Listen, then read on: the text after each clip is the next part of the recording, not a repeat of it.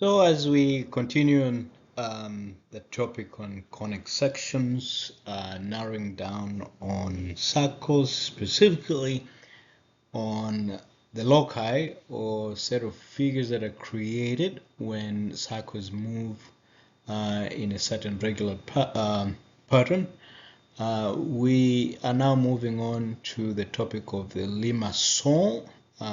It's a French word and sometimes referred to as Pascal's snail. And this is just an example of how a figure looks like. Today, our point of interest is just looking at how such a figure could be created. And it's more of a derivation of the pencils of a collection of circles that are generated when specific circles are created. Without much ado, we'll move forward to start on that. So on the topic of the limaçon, so let's imagine we have a circle that we've drawn and it is centered around point 0. And then we move it to point R, 2R, twice the radius. And then we draw a line from point 0 to the point 2R.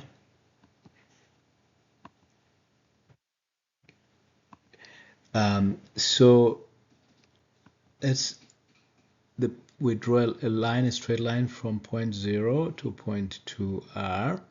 And then we bisect this line so that we have a center denoted by the green point there. And we use that as a center to draw a circle of radius of length from 0, the origin to half the length from origin to the edge of that circle, the best circle, the white circle as shown here. So first we see we have this orange circle that is created, right? Then if we go ahead and divide the perimeter of this best circle, the white circle, into multiple points of equal distance from one another and repeat this same process, we're going to get a set of circles. And this set of circles will have an edge, will have the pencil or the collection of points that kind of create an envelope. And this envelope is what we looks like a limaçon. It's actually a limaçon. And obviously where the center of the base circle is determines the shape of the limaçon or the Pascal's snail. We will repeat this same process. So let's take our circle. So let's just probably internalize and look at this figure, how it looks like before we move to the next stage.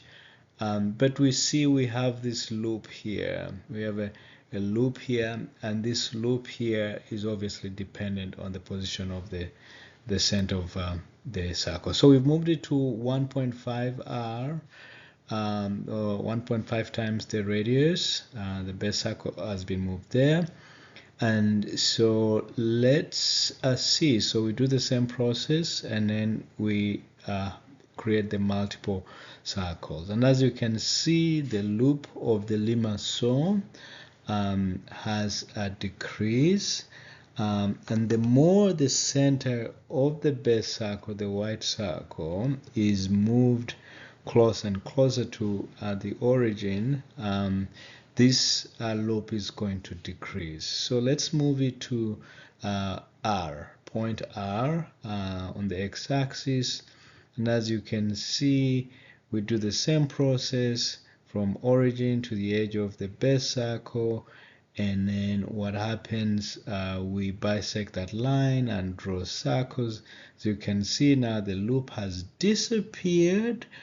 And then let's, for example, move our base circle to 0.5 r on the x-axis and do the same process of generating these multiple circles and see how our Limaçon behaves. So to 0.5 r, we draw a line from the origin to the edge of this circle, and then we bisect that, and then we generate the circle, and we repeat that with using multiple points on the base circle as the other edge. And as you can see now, there's a bulge here. So that's one way of creating the Limaçon, and in our next video we're going to see the parameters for which these different loops can be formed, and for when the loop will disappear and so on. Now, another way of creating the Limaçon is we can create our base circle, divide it along on the perimeter, a different n number of points equally spaced. And then what we're going to do is we're going to use each point as a center point with a line of a fixed length. So we'll begin from let's take point A here as a fixed point, and what we're going to do first is we'll draw a line of a fixed length and use this point as a center, and then we use one edge here. We mark this edge, the opposite edge of this line of fixed length, and then we allow it to rotate as each point becomes the center of this line, and the locus, or the point traced by this line, is going to trace out a Limaçon. This is interesting because you could even use basic geometrical tools like a compass to do that, even for the previous way of generating a Limaçon. So it's a very interesting method. You just space out these points, and then you draw a straight line of fixed length, and then one edge is taken to be the point that traces out the locus, and that locus is going to be a Limaçon. The length of the line obviously determines the kind of Limaçon, one that has a bigger loop or a smaller loop, or one that doesn't have this loop at all. So this really brings us to the end of today's video. We're just introducing how one could generate a Limaçon, and as you can see, at a point where the loop disappears, that threshold, the Limaçon becomes a cardioid. In our previous 3 videos, we looked at the topic of the cardioid. We do really encourage you to go back then and try and see how we're able to generate the cardioid from the very basics.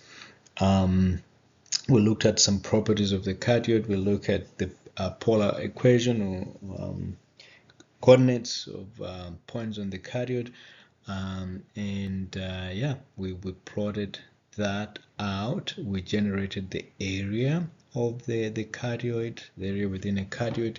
We also looked at the arc length, or the perimeter of the cardioid. We'll do the same exact treatment with the Limaçon.